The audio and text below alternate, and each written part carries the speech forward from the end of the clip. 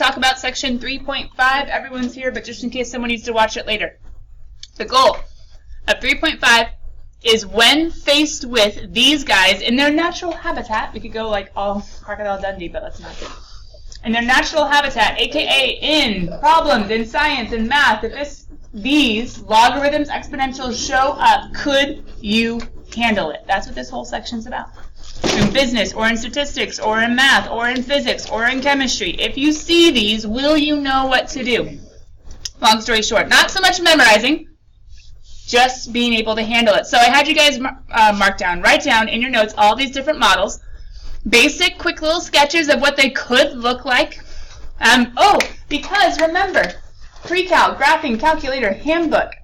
Do you remember how you would do different regressions for different data based on how they moved or changed? Stat plot or scatter plot. If it looks linear, use a linear regression. If it looks like a swoop, use a quadratic. If it looks like a, there are other ones. Maybe there are exponential regressions or Gaussian or logistic or, there's other ways that data can behave. Exponential growth, like the spread of a virus. But wait a minute, the spread of a virus, there's always some sort of limited population that usually levels it off. Quarantine? So where it's like, oh no, it's growing! Oh, there are only so many people. Okay, it's slowing down. Everyone dies. Sure, that's great. Anyway, coming back. Exponential decay, radioactive decay? Interesting. Radioactive decay, it decays a lot and then it starts slowing down and it never really goes away. Carbon-14 dating, anyway, other stuff like that.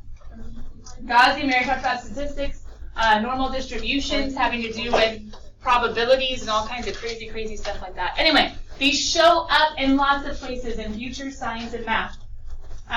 Economics, a lot of this comes up. Logarithmic, we're just, logarithmic. Let's just do it. We're trying to build up to something like this. That looks horrible, that looks nasty, but wait, maybe it's an SAT problem where you just have to analyze a table. Or maybe an ACT. I mean,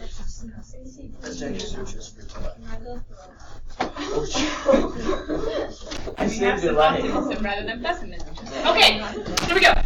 Guys, pause. Stop. Reading comprehension sections on the SAT. If nothing else, an SAT, like it or not, is a standardized test that you, to some extent, will be defined by a score when you apply to colleges. If nothing else, I don't like that. That's I know, but if nothing else, that's very true. And when you get to taking your SAT, I will remind you of that as often as possible. But for right now, it is somewhat of a sad, hard factor. Burn it alive. So, listen. When you get a huge chunk of data, are you going to get overwhelmed, or are you going to take it piece by piece and see what you can figure out? Try not to get overwhelmed. Okay, so here we go. Let's try not to get overwhelmed and check out what we have. What we have is money is being spent. Estimate the amounts in billions of dollars of U.S. online advertising spending. Money is being spent on online advertising, and it's showing me approximately what happened between 2011 and 2015. What would you assume is going on as time progresses with how much money is being spent on advertising online? It goes up, right? Nothing else. Think about Super Bowl commercials. Not that that's online per se, but how they're getting more and more expensive. I mean, you guys understand, right? The Bud Light Super Bowl commercials. But then coming back, great, good. We all are tuned in. It's applicable. So, spending is going up. The scatter plot. Okay, so wait. They've done the work for me? Oh, this is nice that it's long, because check it. They took the table. They put it in maybe a calculator, a list. They got me a regression. Oh, not a regression. They got me a scatter plot. Oh, man. Okay, they got me a scatter plot. There's a table. An exponential growth model. Exponential growth? What? Looks like a line to me. Huh. Approximates the data given. Oh my goodness, they even found for me a regression. Not only did they get me the table, they got me the graph, and they got me the equation. So what do they want me to do? They saved me all this work that you would have had to do in your graphing calculator handbook. It says compare the values given by the model. This is called the model, it's the equation. With the estimates shown in the table, so I'm supposed to be comparing these two, like compare and contrast. According to this model, when will the amount of U.S. online advertising spending reach $80 billion? Okay. So wait. Could I plug in 2011 to this equation? Yes. No. Wait, you have to plug in, 31.2. You have to get to know your equation and your variables. What does T stand for in this year? In this 11, which stands for 2011, right? Or 12, which stands for 2012. So could I plug in 11 and see how close it is? Plug in 12 and see how close it is. Plug in 13. Are these going to be the exact same thing? No, because regressions just try to kind of go through the data. And if you guys notice, this jumps up to 30 and this jumps over to 11. The units, this is going by ones, this is going by fives. Like this has been very skewed. And so it looks linear. If it was all nice and perfect, you would see that swoop a little bit better. So be careful just looking at a graph, however it's given to you. Because if this is going by ones, that's going by fives. This one cut out 30, this one cut out only 10. It's been kind of skewed. I can take any graph and change my window to make it look differently. Just be careful. But they told me it's a swoop. Okay, cool, whatever. This approximates, and it will closely approximate, but okay, great. They didn't tell me to write a paragraph on how close it is. What are they actually asking me to do? Find the question mark and look at what goes right before it, right? When will the amount of U.S. online advertising spending, when? Aren't I just supposed to be finding the when, which is the T? T is time. When, okay, time. When will the spending, who's spending? America. Yes, but what variable represents spending? S is 80. Wait, do I actually have to put 6 zeros after it for billion? No. You have to get to know all of the players. S stands for spending in billions. T stands for time, but not the entire year, just the little tail end part. Oh wait, that's all we have to do? This whole huge paragraph. That's it? Why am I saying it like that? What is the math I'm supposed to do? Plug 80 in.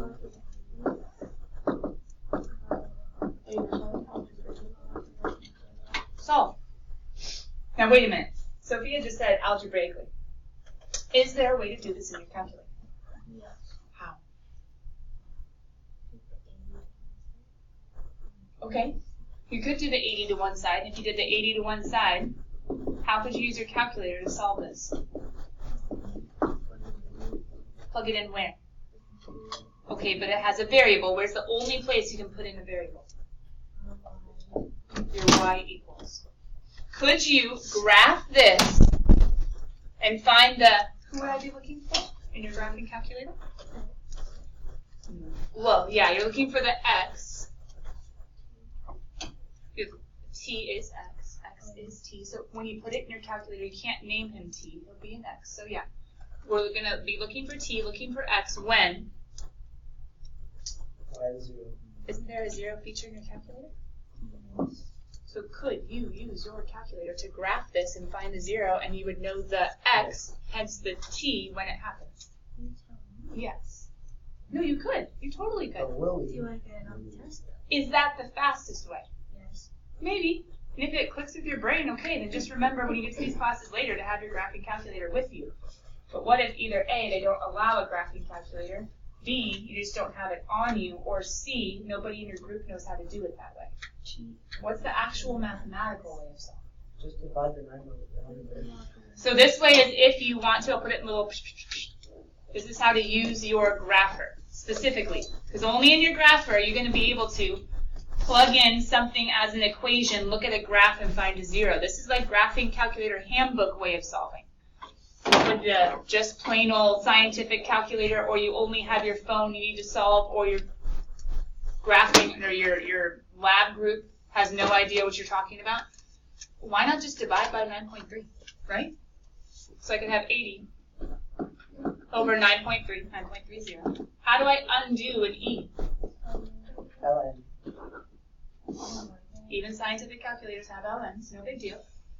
That would cancel out. And how do I get to T? Just divide. So I can have my ln of 80 over 9.3 all over. Careful, the 80 only has this part and has to have all of that part. Divided by 0.1129. What? Why can't you divide? Because this is one quantity, ln of, and I need that entire quantity to be divided by that coefficient. So we can't find the number. Oh, you can, but I'm lazy. I'd rather just plug it all in at once than have to get a decimal, write down a decimal. You see what I mean? I'm just trying to save time. Because if you're in a lab group and this is just one little baby piece of a bigger process, if you could plug it all in at once, it'll be more accurate, less rounding, lower error, and faster. Yeah.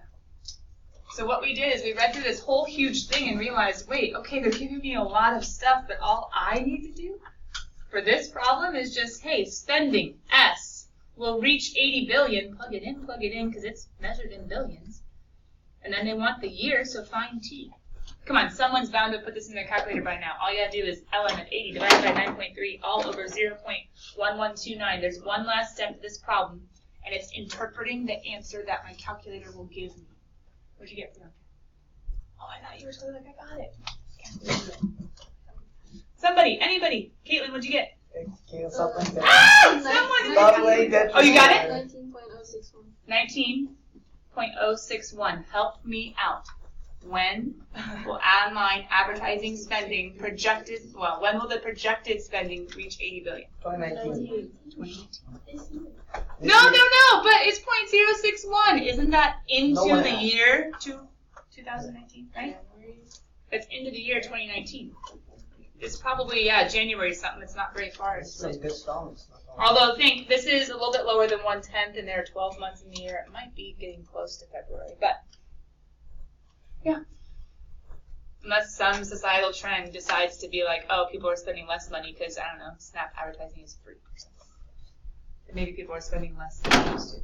But this is all projection. This is all, okay, what seems prediction, what seems to be happening.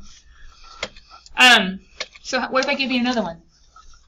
Remember, this whole section, if you face something like this, as a log, as an exponential, could you handle it? Now wait, if this was a homework problem, and you're doing it in your notes right now, it should be summarizing something so you can use it to study, use it to do homework, right? Are you writing down every single word, every single punctuation? No. So summarize it for me. What's going on? College campus, 5,000 kids. There's a virus. Spreading. Spreading how? Okay, there's an equation, but what is everything? What's Y? Kids infected. What's T? T days after it starts. And what's something that I should keep in mind? Classes are canceled if 40% or more get sick. Summarize. Pull out the key information. This is super important for any reading comprehension class. Ooh, not just the math section, but the reading section.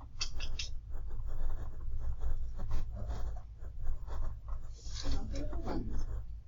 There's one equation. It's referring to one situation. There's one equation referring to one situation. We have classes being canceled and 40% more are infected. What's letter A asking me to do? Plug in 5. Plug in 5 for what? Which variable stands for how many kids are infected? How many kids are infected? Y. So, kids infected. Y is my unknown. What is my known? Yeah, so that's why Sophia's saying just plug in 5. Find Y. And T equals 5. Oops, that's supposed to be equals, and it's not. So, Y of 5 is equal to 0. Wait a minute. Hold on. This is easy. Do you guys know how to put a little exponential dude in your calculator? A little caret? Yeah, you do, right? In your grapher, you have a nice little second ln that will get you to e to the power of. All you gotta do is plug and chug. But would you know to either use that nice fraction button? Wait, what if you had a scientific calculator? Do they have nice little fraction buttons? No. Some do, some don't. So what if you don't? Couldn't this be written? And wouldn't you need to use the parenthesis? Then you'd have to use your little caret. Careful. Negative 0.8 times 5. Why do I have parentheses here? Because in my scientific calculator, I would need to divide by the entire denominator. Why do I have parentheses here? because I would need e to this entire thing, not just the negative 0.8, but the negative 0.8 times 5. I'm just preparing you someday if you don't have your grapher, because a lot of professors don't have graphers. Oh, that's a struggle. Does it make sense though? So then, we were able to read it, we were able to analyze it, we were able to go to our calculator. Can you now interpret your answer?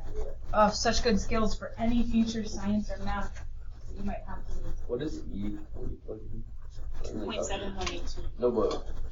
Second ln, you see that e to the power. Oh, Or there's just a little plain old e by himself over here. and that works too.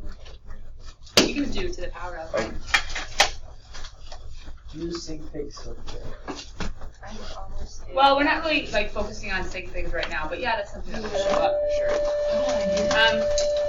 Guys, remember that today was just day 1 of this section, right? But do you think we really have a lot more to do?